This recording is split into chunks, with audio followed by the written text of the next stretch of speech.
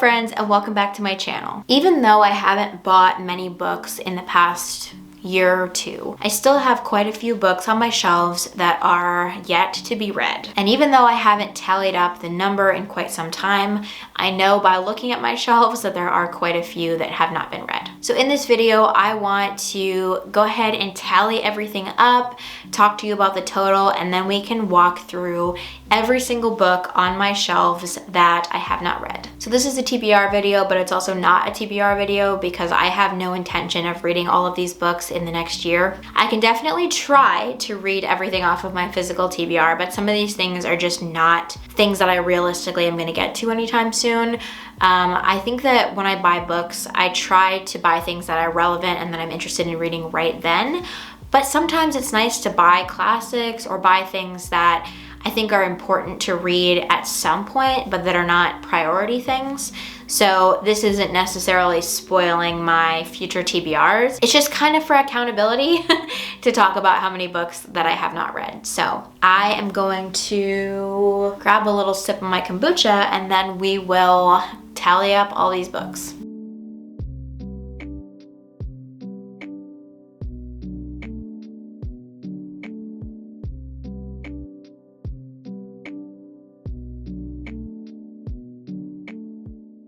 Okay, I have tallied everything up and I now know that I have 217 read books and 118 unread books. I also have 25 reference books, which don't count towards my read and unread goal, just because I don't expect that I'm ever gonna actually read them cover to cover. Wow, 118 unread books, that is kind of insane. So I think it makes the most sense to just kind of go shelf by shelf and pull things down as I go. So on the first shelf, the things that I have not read yet are the Menagerie series by Tui T. Sutherland. I have tons and tons of Tui T. Sutherland books. I have all of the Wings of Fire books that have been published. We actually have multiple copies of them because I bought a copy and Sean bought a copy when we were long distance, and then we also have hardcover copies of several of the books. So we have quite a few of those, and the entire top shelf is really just children's literature and then a few classics. And essentially all the children's literature that I have are things that I've already read. Now, had I not included all the children's books in my read versus unread comparison, my percentages would be a lot worse.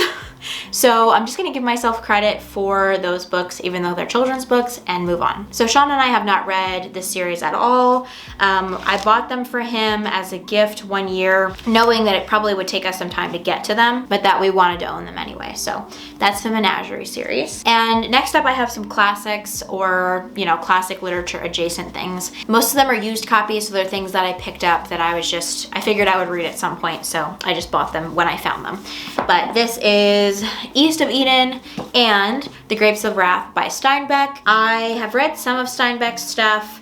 I think I read an abridged version of The Grapes of Wrath when I was younger, so I have not read the entire thing. These are a little bit intimidating and I probably won't get to them for quite some time. Then I have Wise Blood by Flannery O'Connor. This is Flannery O'Connor's novel, well, one of them. And I also have a large collection of her short stories, which I've read a few of, but have not made it through this whole book. Thus I consider it unread, I suppose. And the last thing off of this shelf is The Complete Short Stories of Ernest Hemingway. This was not a school book, but I did kind of read some Hemingway in school and then picked this up because I did enjoy some of his work. The font is like ridiculously small, and the likelihood that I'm gonna feel motivated to read Hemingway right now, unlikely. So that's the first shelf. Okay, next up we have my essays and poetry collection section. And for poetry, the only unread poetry I have is Devotions by Mary Oliver. And this is kind of one of those things where it's hard to really define read versus unread because I have not read this cover to cover, but I have absolutely read poems out of this. And I have a few Mary Oliver poetry collections that I've read in their entirety. So there probably is quite a bit of overlap here. but I've never really gone through and actually denoted which ones I've read, so I do count it as unread. And then moving into essays, I also have Upstream by Mary Oliver. I started this and then never got around to finishing it, and at this point I just want to start it over because I don't really remember it. It was several years ago that I started this. I think I would genuinely really love this because I love Mary Oliver.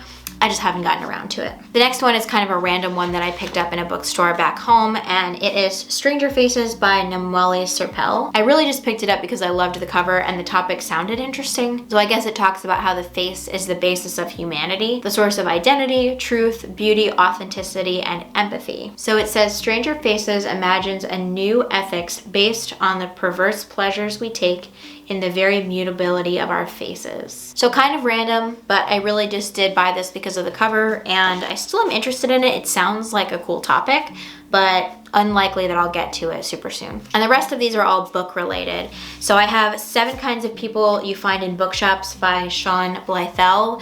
This is a copy that I think I ordered specifically because of the cover, but it's just talking about people in bookshops. Then I also have Morning Star by Anne Hood, Growing Up with Books. And I think that one's a little bit more like personal essays. I have The Hatred of Poetry, which is a really, really slim book by Ben Lerner. And then I have How to Write an Autobiographical Novel by Alexandra Chee. I believe I saw this one a long time ago on Ariel Bassett's channel and immediately bought it because it sounded really great and then never got around to it. Next up is from the memoir section. I have 5 unread books in this section. The first of which is Fruit Punch by Kendra Allen. I really love this cover, and I think that that's a majority of the reason why I bought this. I bought it and tried to read it right away and just wasn't falling into it, so I'll have to give it a try again soon. Next up, I have Half-Broke Horses by Jeanette Walls. It's a novelization of some of Jeanette Walls' family history. I found this at a used bookstore, and I love The Glass Castle by Jeanette Walls, so I just picked it up thinking I would get to it eventually. Obviously, it has not been a priority because I've had this for years. Then I have Flesh and Blood, Reflections on Infertility, Family, and Creating a Bountiful Life by N. West Moss. This cover is also absolutely gorgeous. The subject matter sounded really interesting. The shape and size of this book is just adorable. I love the way that it feels.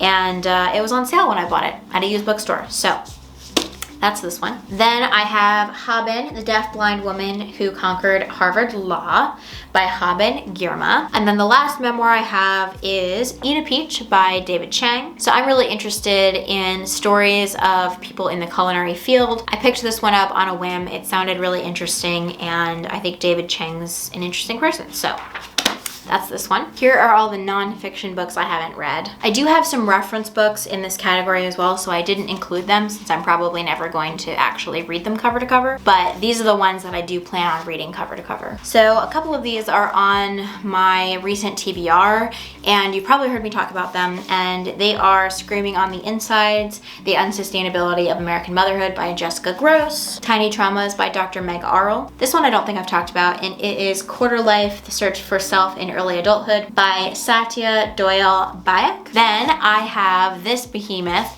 Entangled Life, How Fungi Make Our Worlds, Change Our Minds, and Shape Our Futures by Merlin Sheldrake. This is just a very dense nonfiction book about mushrooms, and it's a topic that I'm very interested in, but the likelihood that I'll actually sit and read this is slim, so I may pursue the audiobook to be able to get through this. This is actually a children's book, but it is nonfiction. It is Accidental Archaeologist, True Stories of Unexpected Discoveries by Sarah Albee. I was fortunate enough to get to go to a children's book kind of expo where there were a bunch of new books or books that hadn't come out yet, etc., and this was one of them, and I did end up picking it up because it just seemed really cute and fun and interesting, so that's this one. Then I have All That Remains, A Life and Death by Sue Black. I had a major phase where I was really interested in cultural death practices and things like that. I read all of Caitlin Doty's books, which I love, but this was kind of one of the books that I purchased after that, and I just have not been in that phase for a long time, but I do want to read this eventually. I also talked about this one in a recent video, and that's Dolls of Our Lives, Why We Can't Quit American Girl by Mary Mahoney.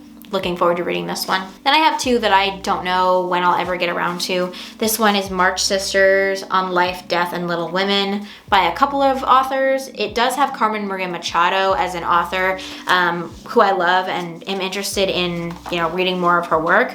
It's just not like something that I'm prioritizing right now. And then I have a book that I bought for a paper in college and never actually finished reading, and that's Creating Flannery O'Connor, Her Critics, Her Publishers, and Her Readers by Daniel Moran. And that is all of my nonfiction. Okay, now we've kind of moved down to my little vignette shelf area where I have specific authors. These are all of the Shakespeares that I haven't read. This is not something that is really a priority to me at the moment, but definitely things that I want to read in my lifetime. I have King Lear, Antony and Cleopatra, the Sonnets, The Two Gentlemen of Verona, The Merry Wives of Windsor, As You Like It, Measure for Measure, and Love's Labour's Lost. So continuing on my vignette shelf, I have some Shirley Jackson books that I haven't read. I actually have quite a few, even though she's one of my favorite authors. I have taken it very slow in reading her books and still have quite a few to read. So one of those is The Letters of Shirley Jackson. This is an absolute behemoth of a book. Probably would want to try to enlist the help of an audiobook to get through this. I am interested in this still, but it's not like a priority book. Then I also have this book, which is Shirley by Susan Scarf Merrill.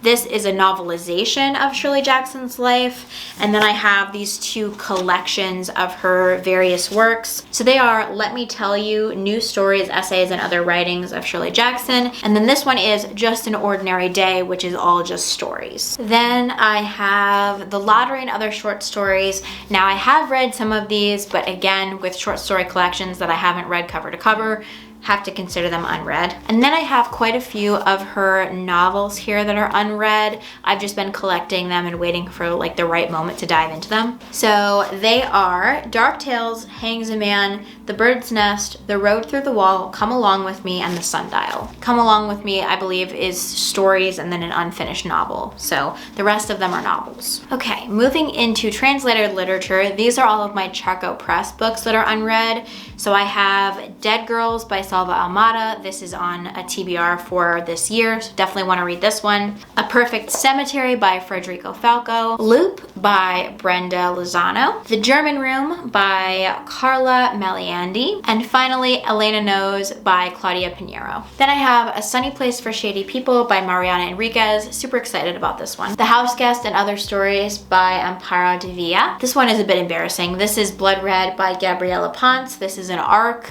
Still haven't read it. It is definitely out by now. The Story of My Teeth by Valeria Lucelli. Aquarium by Yara Shahori. And Higher Ground by Enki Stelling. Continuing on with translated works, I have The Blue Fox by Sian. Moving into Asian translated literature, I have The Hole by Hyun Pyun. And then these two books by Hiromi Kawakami. I have People from My Neighborhood, which is a short story collection, I believe, and then Strange Weather in Tokyo. And then I have a book that I just got, and it is Astral Season, Beastly Season. Finishing off my translated shelf, I have two books by Miko Kawakami.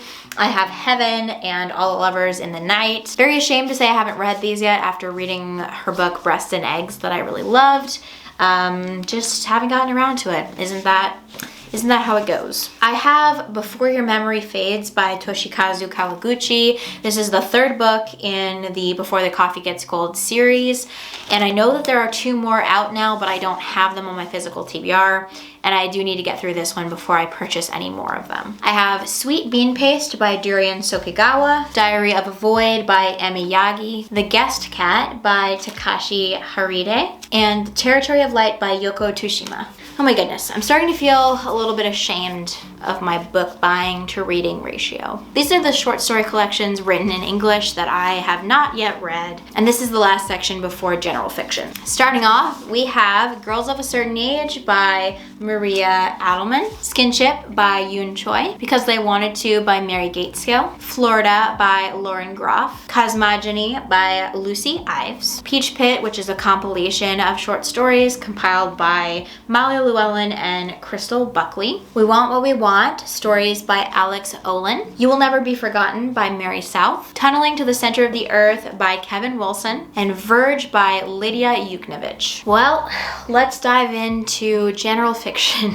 I have two books from Talia Hibbert, Take a Hint, Danny Brown, and Act Your Age, Eve Brown. I Who Have Never Known Men by Jacqueline Hartman. Matrix by Lauren Groff. Peach by Emma Glass. Herland by Charlotte Perkins Gilman. This Absolute Behemoth, which is Ducks Newburyport by Lucy Ellman. Reason She Goes to the Woods by Deborah K. Davies. Homesick by Jennifer Croft. This is actually a Charco Press book, but it's not translated. The Novelist by Jordan Castro. Creature by Amina Kane. Rouge by Mona Awad. Shamefully, The Handmaid's Tale by Margaret Atwood. The Bread the Devil Need by Lisa Allen Agostini. The Deloriad by Missouri Williams. Unearthed We're Briefly Gorgeous by Ocean Vuong. Little Rabbit by Alyssa Songsiradej. The Life of the Mind by Christine Smallwood. Two-Step Devil by Jamie Quattro. Like Me by Haley Phelan. Garden of Earthly Bodies by Sally Oliver. This one's really tiny. It's Ghost Wall by Sarah Moss. It Lasts Forever Then It's Over by Anne DeMarkin. Afternoon of a Fawn by James Lasden. Soldier Sailor by Claire Kilroy. Sita's Kitchen by Raghav Khanna. And very last, we have The Unchangeable Spots of Leopards by Christopher Jansma, who is actually my professor in college. I'm gonna reshelve these and then we'll chat.